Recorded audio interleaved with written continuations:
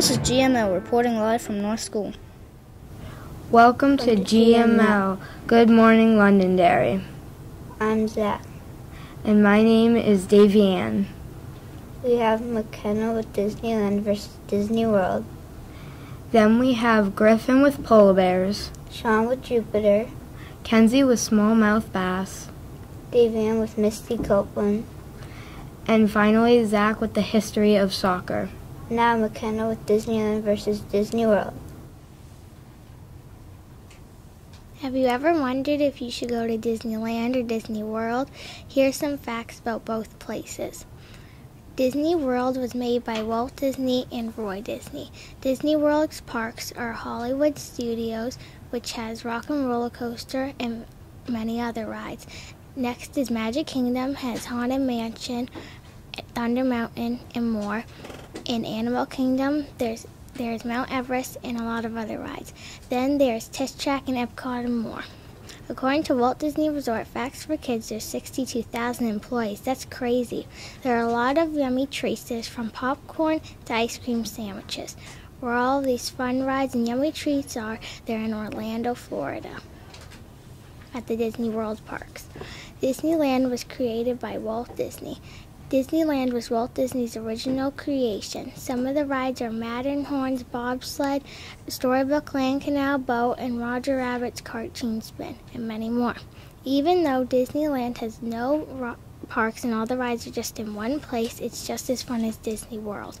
Where all of these fun rides and yummy places, well, they're in Anaheim, California. If you still don't know where to go, here's a little bit more.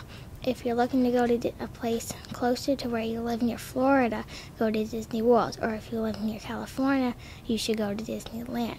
But if you're looking to stay for a week, go to Disney World because you can go to a different park almost every day. But if you're looking to stay just for a day or two, go to Disneyland because they only have one park with all the rides. Now you know some facts about both places, about Disneyland, Disney World. Back to you, Zach and Davianne. Wow, I didn't know they were so different. Me too. Now we have Griffin with polar bears. Did you know that global warming affects a lot of animals? I'm going to talk about one of them, the polar bear. The polar bear was first discovered by Constantine John Phipps in 1774. The scientific name for polar bears is Ursus maritimus, the Latin for maritime bear. The average weight of a male polar bear is 990 pounds, and for the female polar bear, it is 330 to 550 pounds. They have white fur over black skin. Polar bears can smell their prey from a kilometer away, and less than 2% of polar bear hunts are successful. Polar bears can swim constantly for days. They are also classified as marine mammals, and they live in the Arctic Circle.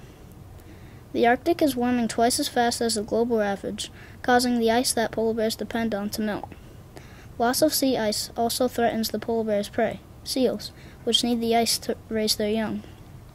So, there are fun facts about polar bears and some sad news about polar bears, like how they are probably going to be extinct by the late 2020s. I hope that things will get better for the polar bears. For more info, go to www.wwf.com. Back to you, Davianne and Zach.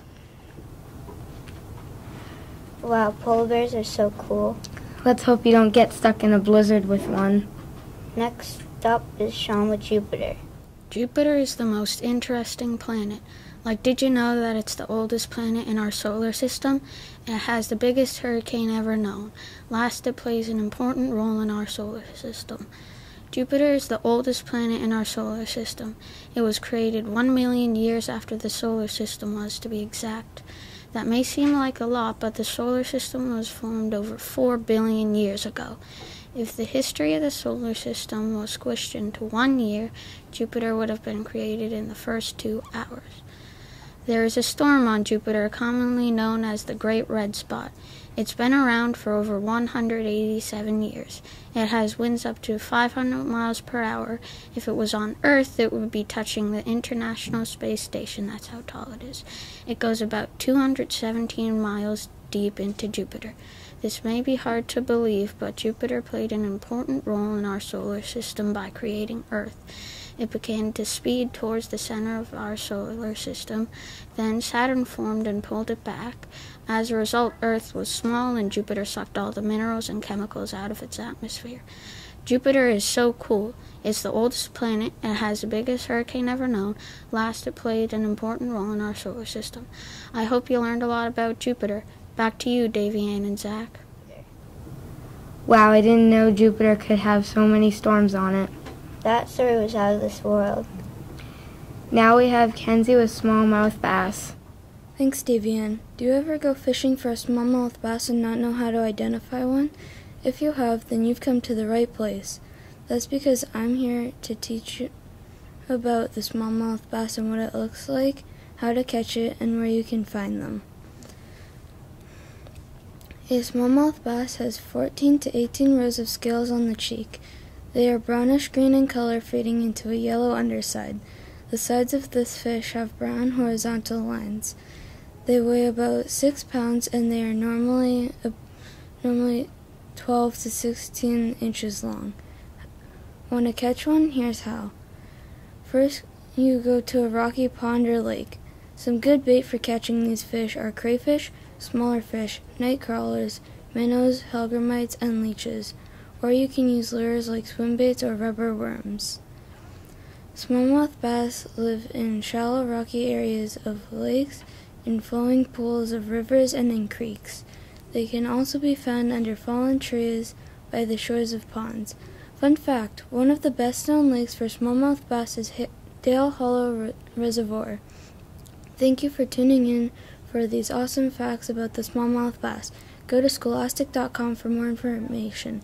Hope you enjoyed this topic. Back to you, Zach and Davian. I didn't know smallmouth bass were so interesting. Yeah, they're pretty interesting. Next up is Davian with Misty Copeland.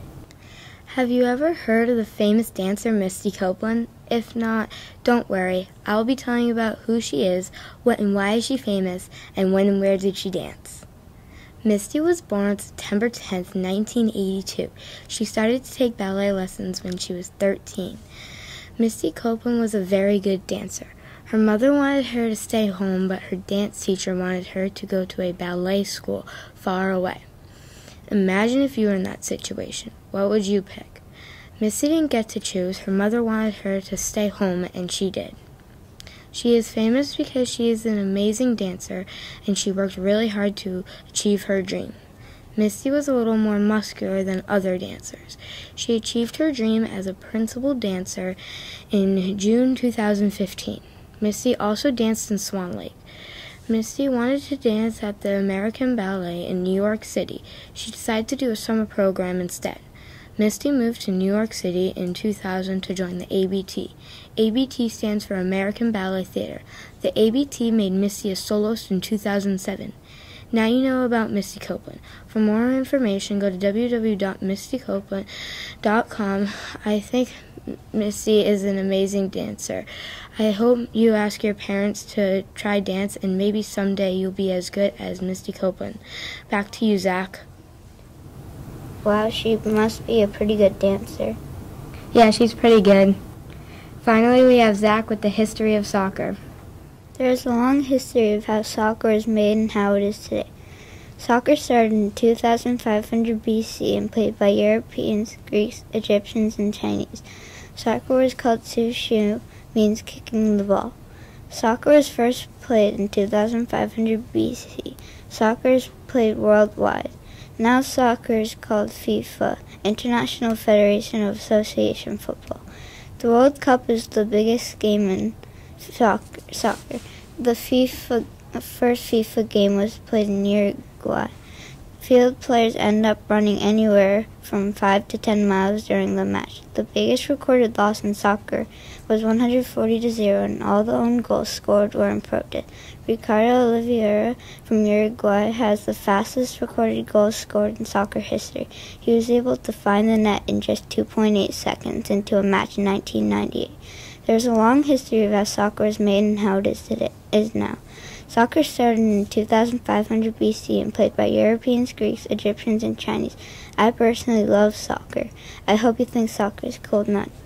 Back to you, Davian. Wow, I didn't know it started that long ago. Yeah, that fact was cool.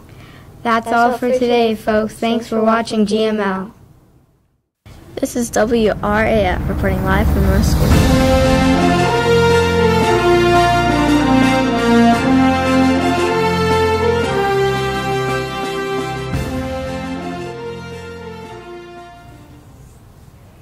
This is WRAF recording live from North School, where our news is rad and fun. Hello, I'm Patrick. And I'm Stella. Today we have Annabelle with cerebral palsy, Next we have Anna with Simone Biles.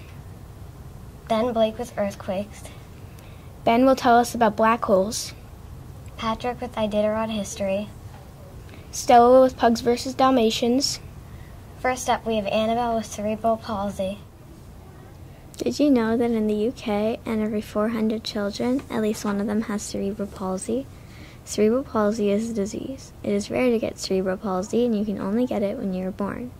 It is shown that there is no cure for cerebral palsy, but hopefully someday there will be.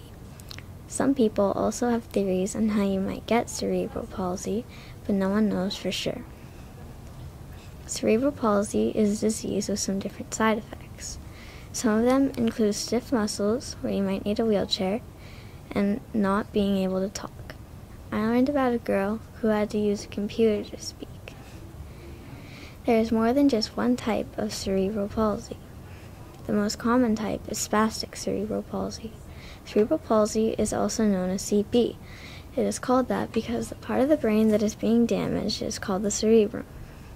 As I mentioned before, there is no cure for cerebral palsy, but some people choose to help themselves by doing things such as therapy and taking medicines. Therapy can help them talk more clearly, and the medicines can help them in general. A few other things that they can do are get plastic surgeries to make them look a bit better, and braces not for teeth, but for arms and legs to help them move around. A true story out of a woman named Linda Mastandria who had cerebral palsy. She is an attorney and a former Paralympian athlete. When she was very little, Linda was diagnosed with diplegic cerebral palsy. Fortunately for her, she was still able to walk without a wheelchair, and if she got tired, she would have someone carry her. When she got a little bit older, she was recruited by the women's wheelchair basketball team, and that is when she started to use a wheelchair. She didn't let her disease get in the way of her dreams. Again, cerebral palsy is a very interesting disease. It has different side effects, and there is no cure for this disease. I hope that someday there will be a cure for cerebral palsy. Back to you, Patrick and Stella. Thanks, Annabelle. I never knew there was no cure for cerebral palsy. Now we have Anna with Simone Biles. Ever heard of Simone Biles? Imagine someone flipping on only a 4-inch wide beam. Seems hard, right? Simone Biles can do it, though. Simone Biles is known as one of the best gymnasts of all time. Simone Biles was born on March 14, 1997 in Columbus, Ohio. At 6 years old, Simone and her sister Adria moved in with their grandfather because their mother wasn't able to care for them. In 2012, in order to focus more on gymnastics, Biles decided to be homeschooled. Simone grew up near Houston, Texas. Simone Biles became interested in gymnastics at a very young age. In 2003, when Simone was still in daycare, she went on a field trip to a gymnastics center. While she was there, Simone saw gymnasts tumbling and flipping. Simone became interested and copied the gymnast moves. When copying these moves, a coach saw Simone Biles. A letter was sent to Simone's home encouraging her to take gymnastics. Simone Biles signed up for gymnastics classes and competed only a few years later. Simone has competed and won both individual and team events. Simone is part of a women's Olympic gymnastics team known as the Final Five. On Simone's team are the gymnasts Allie Raisman, Lori Hernandez, Gabby Douglas, and Madison Koshin. Biles competed in the 2010 Women's Junior Olympic National Championships. She also competed in the U.S. National Championships in 2013, 2014, 2015, 2016, and 2018. In between 2016 and 2018, Biles took a one-year break from gymnastics. Despite her break, Simone Biles is still able to win the all-around title in the U.S. National Championships in 2018. Other competitions that Simone Biles competed in were the 2016 Summer Olympics and the World Gymnastics Championships in 2013, 2014, 2015, and 2019. Doesn't Simone Biles sound awesome? I definitely think so. She has gone to so many competitions and she has had an interesting life.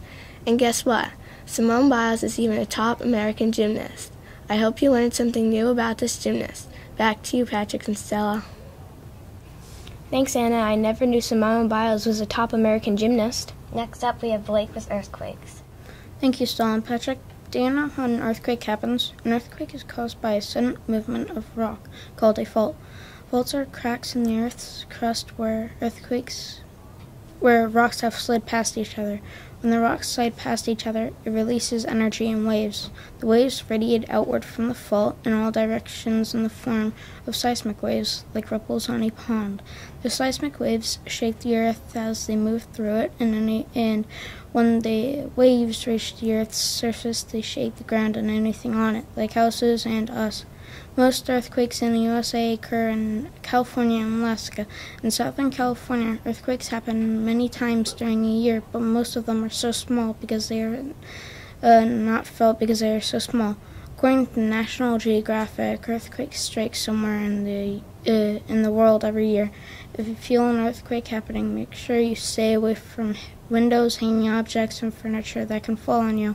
You can also protect your head and neck by crawling under heavy desks or tables. That's all for today about earthquakes. Be safe. Back to you, Stella and Patrick. Thanks, Blake. I never knew energy radiates an earthquake. Now we have Ben with black holes. Did you know that black holes are invisible and are created by a super explosion of a star called a supernova?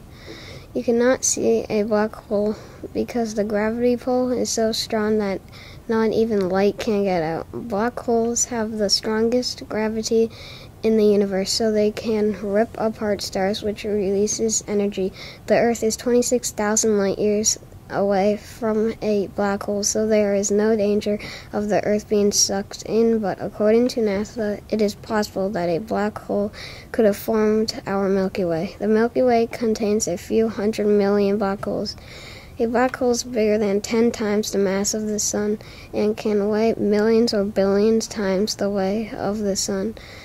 When two black holes combine, the shock waves and the elements left behind may become a new planet, new stars, or a new solar system.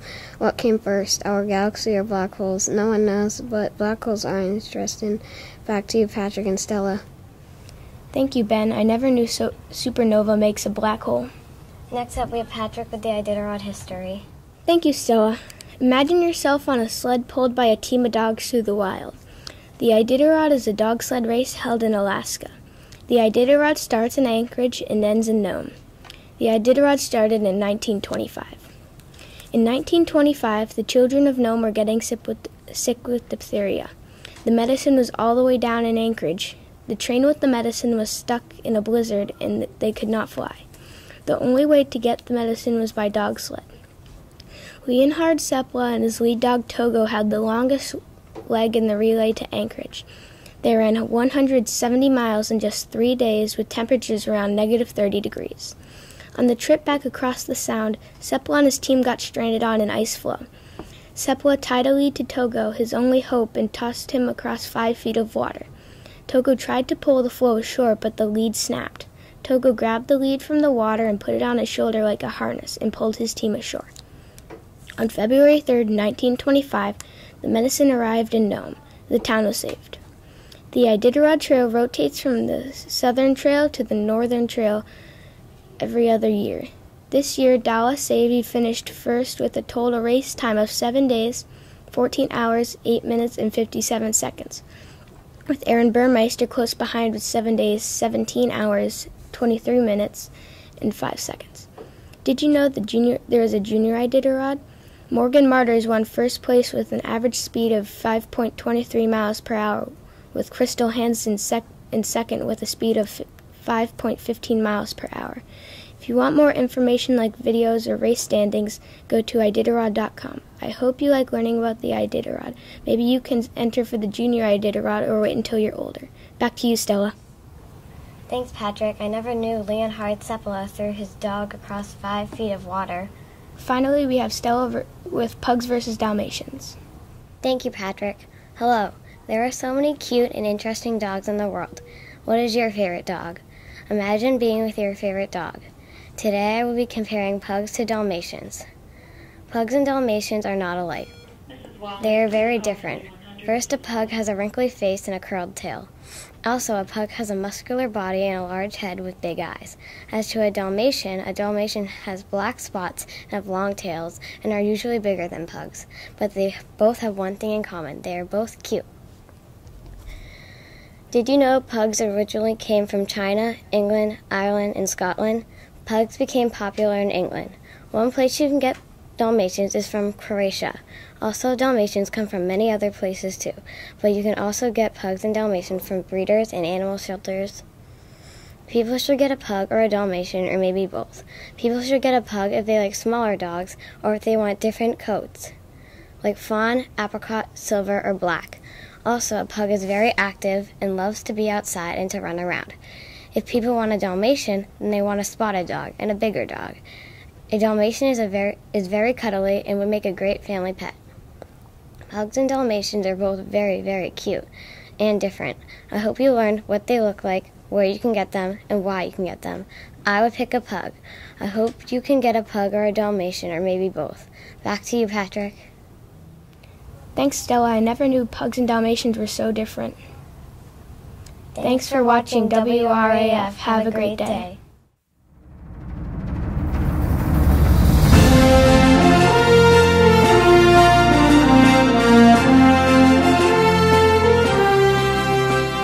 This is WKWP reporting live from North School.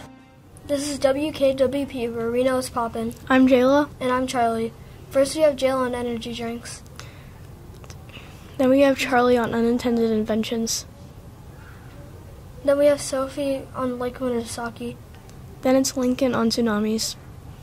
After that, we have Savannah on lynxes. Last but not least, Nick with pandas.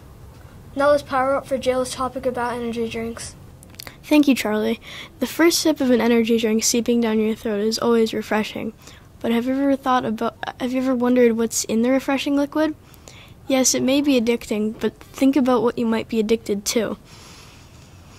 Energy drinks are packed with sugar, but are also filled with heartbeat increasing ingredients, such as taurine, caffeine, etc. These will create a faster heartbeat and add to your chances of heart attack. Energy drinks have a lot of unhealthy ingredients, but that's not the only health risk they may include. According to Scholastic Inc., too much caffeine can worsen stress and anxiety, which can cause you to get irritated easily. After your short burst of energy, you'll experience a huge crash in fatigue. Energy drinks actually overpower your digestive process, leading to nausea and diarrhea. Energy drinks also contain stimulants that cause migraines, insomnia, and shakiness of the hands. The energy you gain from an energy drink is very short-lived. Do you want to drink something and go through all of that just for a small burst of energy? Energy drinks taste way better than people make them sound, but don't let the taste take control. The results of the drink won't impress you. Back to you, Charlie. Thank you for that awesome topic about energy drinks. Now it's Charlie with his topic about unintended inventions. Thank you, Jayla. Did you know that some of the most popular inventions were made accidentally? If you didn't, you'd probably want to know how Coca-Cola was made. One day, a person named John Pemberton was making a medicine named Coca-Cola. Coca-Cola was supposed to be a medicine for headaches and tiredness. Also, Coke used to contain a highly addictive drugs in the 1800s. Cola also stands for a type of nut, cola nut, which is also an ingredient in Coca-Cola. As a heads up, Coca-Cola no longer contains any drugs other than caffeine. One day, someone spilled some carbonated water in Coca-Cola medicine, and the sugary soda we all love was created. After, a few days later, John Pemberton sadly died. Now I'll tell you how popsicles were made accidentally. Popsicles are made when someone named Frank Epperson was relaxing on a colder spring day, drinking a cup of orange juice with a stick in it. When he went inside, he forgot the cup of orange juice. Overnight, it froze. Then he decided to sell them at parks for kids. He called them popsicles. Now I'll tell you about lifesavers and how they were made. One day, a man named Clarence Crane wondered if you could make mints with a pill machine. It worked. He also called them lifesavers because they looked like life preservers. He called them Pop-O-Mint Lifesavers. Now you know how some of the sweet treats were made accidentally. I also hope you can find more information about Coca-Cola and accidental inventions. Back to you, Jayla. I never knew Coca-Cola was once a medicine. Now we have Sophie on Lake Winnipesaukee. Imagine sitting on the dock with your feet in the refreshing water, looking out on a beautiful lake. Lake Winnipesaukee is located in New Hampshire. If you want to learn more about the lake, here's what I'm going to be talking about. Where you can go, how did the lake get its name, and what you can do. You can go to Fun Spot in Weirs Beach, which is the biggest arcade in the world with over 600 games. You can also visit Becky's Garden. The story of Becky's Garden is when one of her father's cattle escaped, it laid on Becky's garden she made. She was really upset, so her father told her she could choose any one of the islands on the lake. This made her sisters mad, which made her choose the smallest island. Now, each year, a model house is placed on the island, all in honor of the unspoiled Becky. The lake got its name when a person from an enemy tribe paddled across the lake and went into the village of Chief Wonton. The chief's daughter, Mineola, and the person from the enemy tribe, Adewando, fell in love with each other. They decided to marry, but it made the chief mad and tried to kill Adewando. Mineola went between the two of them to try and stop them. The chief reluctantly agreed to the marriage. After they got wed, the whole tribe went out on the lake, but it was stormy, and just as they went back, the sun came out. The chief proclaimed it a good omen and named the lake Winnipesaukee, which means the smile of the Great Spirit. There are many things to do there, like tubing, water skiing, swimming, going to Ragged Island, hiking, jet skiing, going out for food, and many more. Lake Winnipesaukee is an amazing place. It has many wonderful places to go and many things to do. If you want to stay at Lake Winnipesaukee, you can go to lakewinnipesaukee.net for more information. Back to you, Charlie and Jayla. I never knew Lake Winnipesaukee was so interesting. Now we have Lincoln on tsunamis. Thanks, Jayla and Charlie. What is a tsunami? It is a wave that reaches around 100 feet tall on average. Tsunamis are formed by stuff that rises to sea level like earthquakes. I will also talk about where they form and the destruction. Are you ready to dive into the first wave? Tsunamis are formed by earthquakes, volcanic eruptions, and landslides, or stuff that interrupts with the sea level, like big meteors. Also, the most common way for this colossal wave to be formed are earthquakes. Tsunamis happen in places near the coast or in really big lakes, like if there was something like a huge earthquake or volcanic eruption that messes with the level of the extraordinary sea. The worst tsunamis recorded were in Japan on March 11, 2011, and the enormous tsunami in southern Asia on December 26, 2004. Tsunamis cause huge amounts of damage. These mountains of terror have a speed of 500 miles per hour, the speed of a jet plane. They wreck cities, toss stuff if they were like grains of sand, and the force is huge. This is why they do colossal damage. So there are some interesting facts about tsunamis. Now you know how they are formed, where they're formed, and the damage. So stay safe. Back to you, Charlie and Jayla. That was interesting. Now it's Savannah with her topic about lynx. Thank you, Jayla and Charlie. The lynx is 40 to 60 inches and they weigh 20 to 45 pounds. They have long legs and big, furry paws that help them move through snow. They have warm and cold weather thanks to their thick fur. They have yellowish brown to gray fur and black patches. They have bushy necks and their ears and tails have fur on the tips. The lynx is known for sharp vision, and they are very good at climbing and swimming. They also make very good leaps. The lynx would also live alone or in small groups because they are more independent and more like loners. The lynx hunts at night and likes to eat birds and other small animals. They sometimes eat deer and sheep. Canadian lynx mostly just eat snowshoe hares. The lynx lives in the forests of Europe, Asia, and northern North America, and the Canadian lynx lives in areas around Canada. Did you know the lynx is also pretty close to the bobcat and the caracal? They have pretty much the same color, and the caracal also lives in Asia, the same as the lynx. All of them are about the shortest members of the cat family. The lynx is very fascinating, and they also have a beautiful colored coat. Back to you, Jayla and Charlie. Wow, that was interesting. Last but not least, we have Nicholas with his report on pandas. What is that black and white animal? If you guess panda, you're correct. Pandas live in bamboo forests in China. Chose pandas because pandas are cute and furry and they are endangered. Around pandas' eyes are two big spots of black. Its ears are also black. This bears a large white head. Its body is black with white patches, as it has a short and stubby tail. The real panda bear looks just like a stuffed toy bear, but is alive and much bigger. Its fur is very thick, waterproof, woolly, and oily. It only lives in China. It lives in a nest of bamboo. It lives in wet and cold bamboo forests and mountain areas. Inspiration for the WWF logo came from Chi-Chi, giant panda that was living at the London Zoo in 1961. Same year that WWF was created, WWF's founders were aware of a need for a strong, recognizable symbol that would overcome all language barriers. They agreed that the big furry animal with her appealing black patch eyes would make an excellent choice. Now say goodbye to the cute and cuddly panda. Here are my reasons for the panda again. Why, what, where, I hoped you learned and learned. For more info, go to WWF. Back to you, Charlie and Jayla.